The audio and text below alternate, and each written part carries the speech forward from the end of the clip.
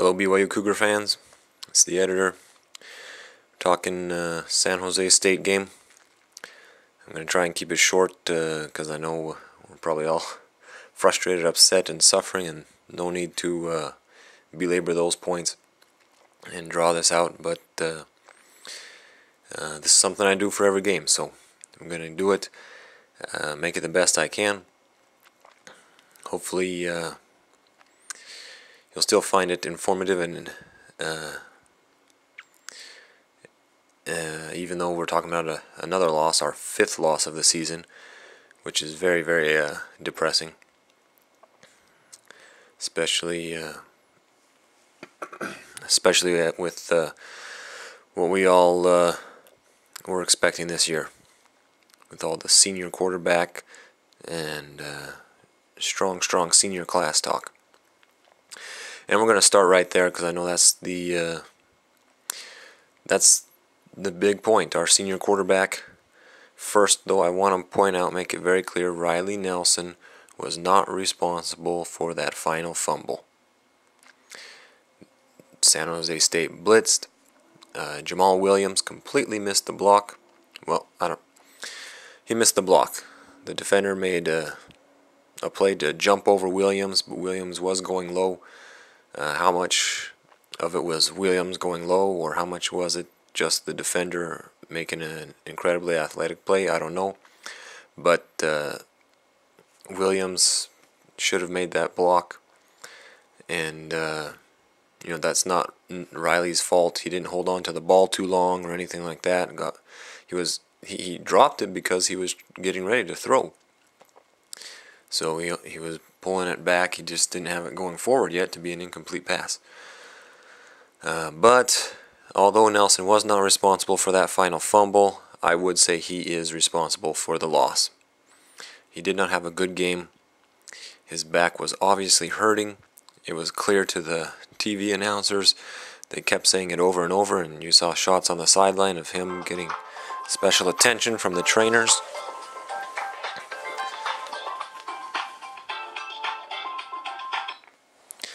And you knew his back was hurting him. And he was having a bad game anyways. He was very inaccurate even in the first half, just 7 of 15. And that's really what the game came down to. The offense could have scored a lot more points if Nelson was just more accurate. He missed several throws. That pass to Apo in the end zone, for example, he threw it inside. He throws that outside, touchdown. That defender can't make a play on the ball. So I don't understand. I was ready to go with Lark after the second series in the second half. I think BYU got the ball back for his third series with about 5 minutes to go. And that's when the first fumble occurred at the 21-yard line. Amazingly enough, both times BYU was at the 21 when Nelson fumbled and San Jose State recovered.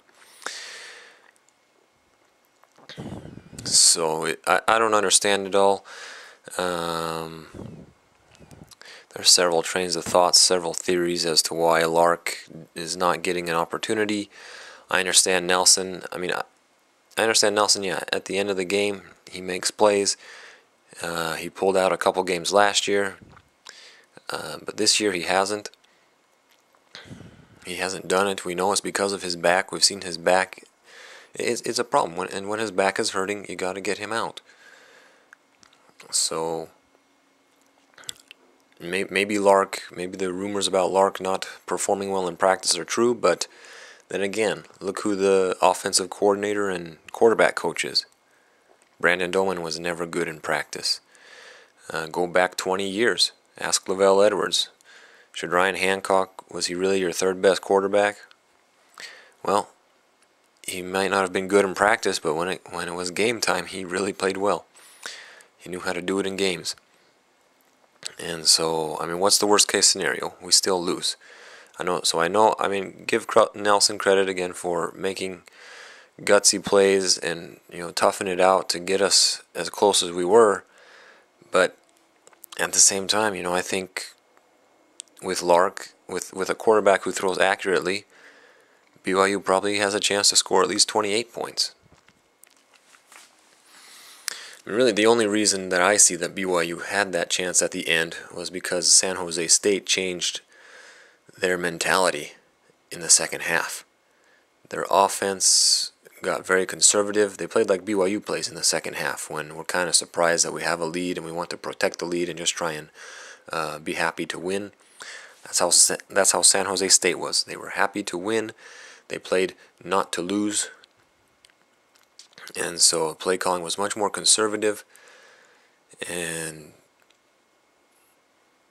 I don't know if BYU, the only way BYU was going to win was, if we'd won it that way, in the final minute of the game, score a touchdown so that they don't have time to ramp up their offense again and score points. Because that was the only way.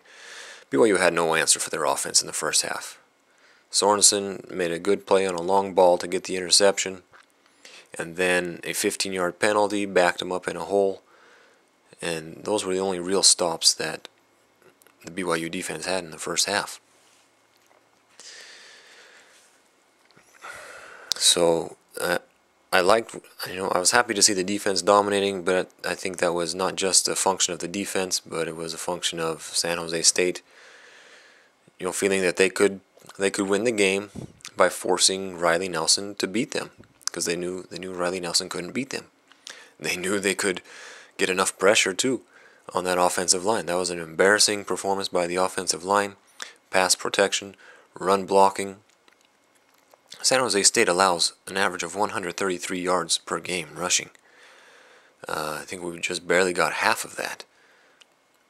So that was embarrassing that all those times, third and short, that we got stuffed. Third and short, fourth and short, we couldn't get the first down running the ball. Very embarrassing. This is a whack team. I don't like to play those stereotypes, but at the same time, when we're talking about size versus size when it comes to this, BYU's bigger than them, should be bigger than a whack team, and all you got to do is you got to push them back. Fire off the ball and push them back. So, very tough. Speaking of the defense, Jordan Johnson, he had some good plays there, but at the same time, got burned on that first touchdown. He played well in the first game of the season against Washington State, but ever since then he hasn't really lived up to the hype that we were getting, that he was basically the best cover corner that we've had in eons here at BYU.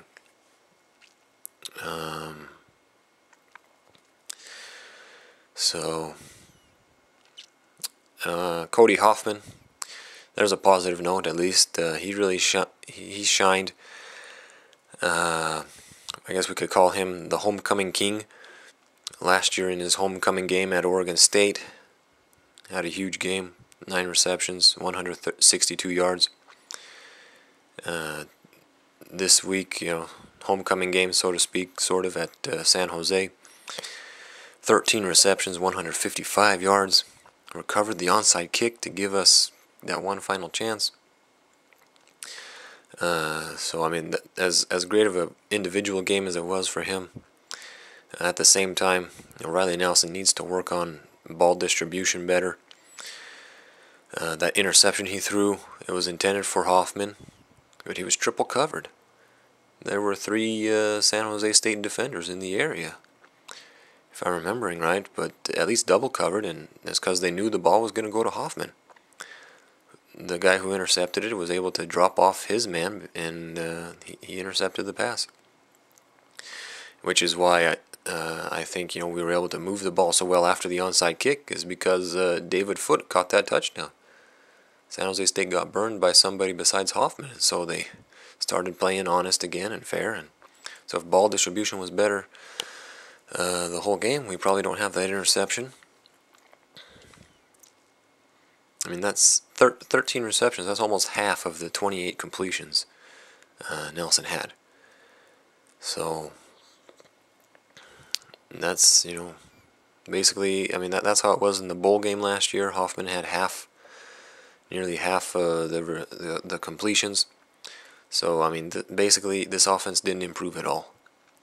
The offense hasn't improved at all this year, which is why we're sitting at 6-5. But I mean, I place blame for this game on both offense and defense. In the first half, BYU had no pressure and virtually no coverage except, as I said, that interception that Sorensen made.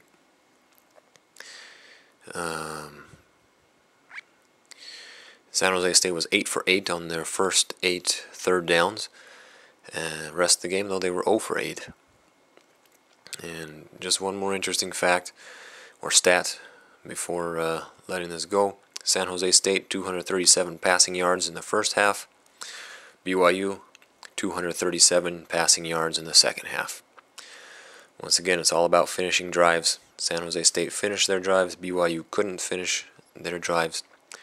It's been a problem in the past for BYU, and still a problem.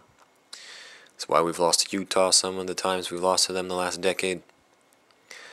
And definitely why we lost to San Jose State. So 2 more games though. Let's not get too down on the team. It's still football, still BYU football. Always fun to watch. And so let's go Cougars.